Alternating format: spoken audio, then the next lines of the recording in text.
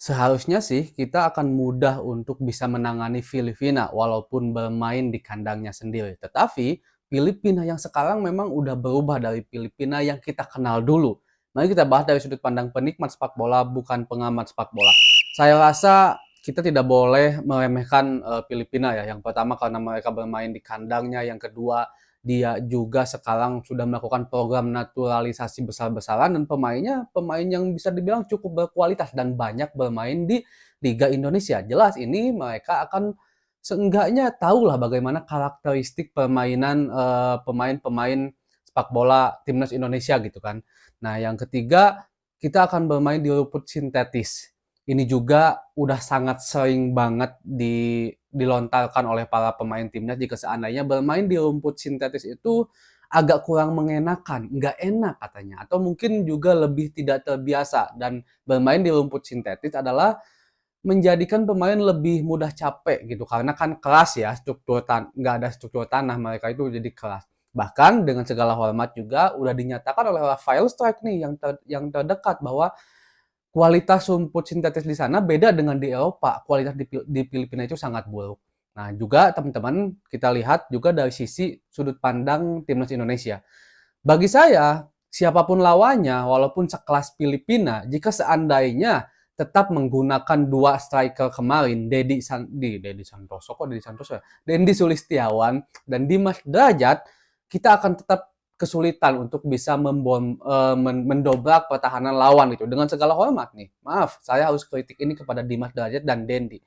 Mungkin STY sudah bisa harus menggantikan striker dan mempercayakan dari menit awal itu kepada Rafael Strike dan juga Ramadan Sananta. Walaupun kita tahu Rafael Strike mungkin dia masih sangat muda ya, sehingga Coach Sinteyong menganggap bahwa fisiknya belum terlalu prima. Begitupun Ramadan Sananta, ini udah pernah dibilang oleh Coach Sinteyong sebelumnya, kalau Ramadan Sananta itu pemain yang sangat bagus, tetapi untuk bermain 90 menit full itu dia belum mampu gitu. Itu mungkin yang menjadi salah satu alasan kenapa Ramadan Sananta belum bisa memincut daya tarik kepada Sinteyong agar dia bisa dimainkan, terutama bermain dari sejak menit awal. Tetapi kita nggak tahu nih, di pertandingan sekarang jika lihat dari performa dua striker kita kemarin, kemungkinan Ramadan Sananta dan Rafael Strike akan bisa dipercaya oleh Coach Sinteyong bermain dari sejak menit awal. Nah, yang kedua, di lini tengah, Mark Klok, Ricky Kambuaya, dan Adam Alis.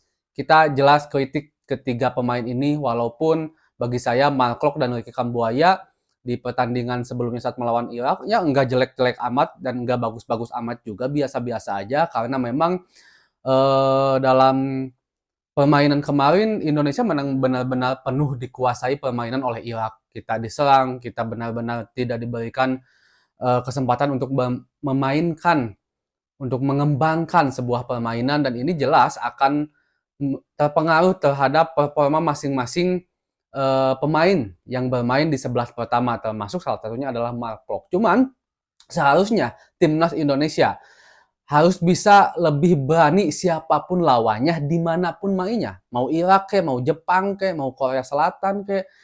Yang penting kita harus tetap pede main. Kemarin saat melawan Irak itu percaya diri kita itu benar-benar nggak ada. Kita kelihatan takut menguasai bola, takut mau pressing juga setengah-setengah, takut buat berduel juga.